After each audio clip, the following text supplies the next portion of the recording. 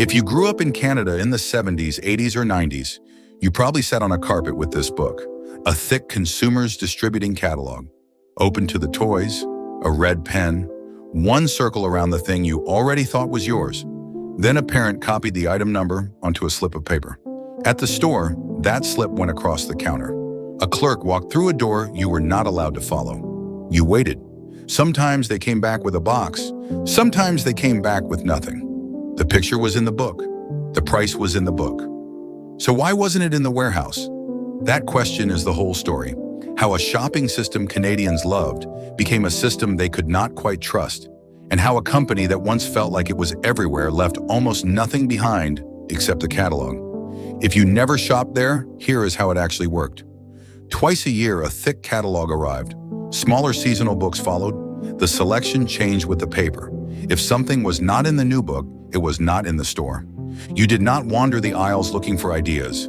You hunted at the kitchen table. Toys, cameras, a ring under glass, a stereo, a bicycle, a television that cost a real piece of a paycheck. Kids circled, parents wrote numbers. Then you drove to the store to pick the thing up. The store did not look like a normal department store. Glass cases, a few samples, catalogs on stands, fluorescent light, a counter. Behind it, a door. You handed over the slip. Someone disappeared into a warehouse you could not see. If the night went well, they came back with a sealed box. Older Canadians already knew how to shop from paper. The Eaton's catalog had trained the country to order from a book. Consumers was the suburban version. Closer, faster, choose at home, collect after supper. People still finish the sentence when they see the cover. It's right in the book. That line lived in commercials and living rooms. A remembered advertising promise. Not a slogan we can prove from a company style guide. But it named the idea. The page was supposed to be enough. Why would anyone accept a store with almost no aisles? Because aisles are expensive. Display stock gets stolen, opened, left over. Consumers kept most of the merchandise behind the wall. Expensive goods sat under glass. The catalog did the selling, the warehouse did the holding, lower display costs, in theory, lower prices. People sometimes describe it as internet shopping before the internet. The comparison only goes so far. A website can tell you, before you leave the house, whether the item is there. Consumers showed you a photograph printed months earlier, then asked you to trust a room you were not allowed to enter. In the 60s and 70s, that still felt modern. No carts, a number, a slip, a box. The whole system rested on one assumption. The warehouse had to match the book. This was not a novelty shop, it became a national system. Jack Stupp opened the first store in Toronto. Most histories date that opening to 1957. By 1969, the company was public. By the end of January 1981, its own annual report counted 197 stores in Canada and 99 in the United States. That is a company number. Around the same time, it bought other catalog chains. Later reports put the combined network near 400 locations. In 1988, revenue was reported at more than $1 billion. The book sat on kitchen tables from one coast to the other.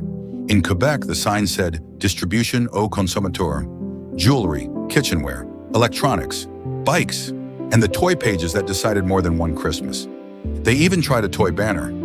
Toy City, Toyville in Quebec, a toy store that still made you order from paper. It did not last. For the families who used it, the corporate map did not matter. You could sit on the carpet, circle a thing, and believe the country had a system for putting it in your hands. That was the warm stretch. Crowded, fluorescent, familiar. The flaw was already inside the model. The catalog created wanting months in advance. It printed a picture and a price and left them on a coffee table for half a year. Inventory did not sit still. A popular toy sold out. A shipment ran late. Another city had the camera. Your warehouse did not. You often learned that only after you wrote the number, stood in line, and watched the clerk come back without a box. The page was not exactly a lie. It was a photograph of a warehouse that had already changed. The company knew this was happening too often. In some American stores, they put up a steel board called the flashboard. Magnetic numbers for whatever was gone, so you would not wait in line just to hear no. Later, they tried bigger fixes. Superstores that showed goods you could actually take. Transfers from another branch. Free delivery. Computers that could ask in real time whether a different store had the item. Those were serious attempts to make the book honest. They were also expensive attempts. A catalog printed twice a year had another problem.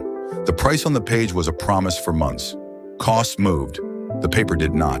So the brand split in two. At home, the book still felt like magic. At the counter, the same trip could fail again. The problem was not one bad Saturday. It was that the disappointment could happen the next visit, and the one after that. Once enough families started expecting that, the system got harder to trust. Then the rest of retail stopped asking people to wait. Other discounters taught Canadians a simpler deal. See the thing? Pick it up. Walk out. Warehouse clubs made volume look like honesty. Prices on jewelry and electronics started falling, which hurt a chain that lived on those categories. A long recession raised the cost of everything. Ownership changed.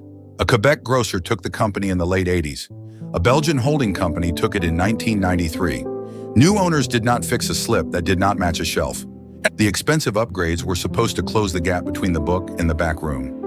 Later reporting says those fixes overextended a company already carrying high costs. In 1994, Walmart bought Woolco's Canadian stores and arrived in the same parking lots. One more pressure on a company that was already tired, not the whole cause.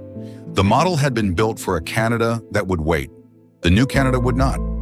August 9, 1996. CBC filmed customers in Edmonton still turning the catalog. Some staff heard the store was finished from the people in line.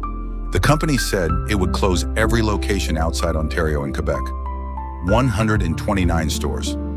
In Alberta alone, 16 locations and more than 60 jobs. They hoped about 90 stores in the two biggest provinces could survive. CBC reported losses of about $15 million the year before. The remnant did not hold. In September 1996, the banks forced the company into bankruptcy. The remaining stores went dark. Then the book stopped. A decade later, someone tried the name as a website. That reboot was gone by 2013. It is a footnote. It is not the company you circled toys from. The signs came down. What did not come down was the ritual. Open a scanned catalog now, and the room comes back. The carpet, the lamp, the toy page, the red circle, the number, the weight. Canadians do not remember consumers distributing because it was a perfect store. They remember it because of the night on the floor with the pages. A book that made you want something. A warehouse that had to keep the promise. Today we fix the part that used to break. You can see if an item is in stock before you leave the house. That is a better system. It is also a colder one. We lost the argument over which toy got the circle. The drive to the plaza with a number in a parent's handwriting. The company is gone.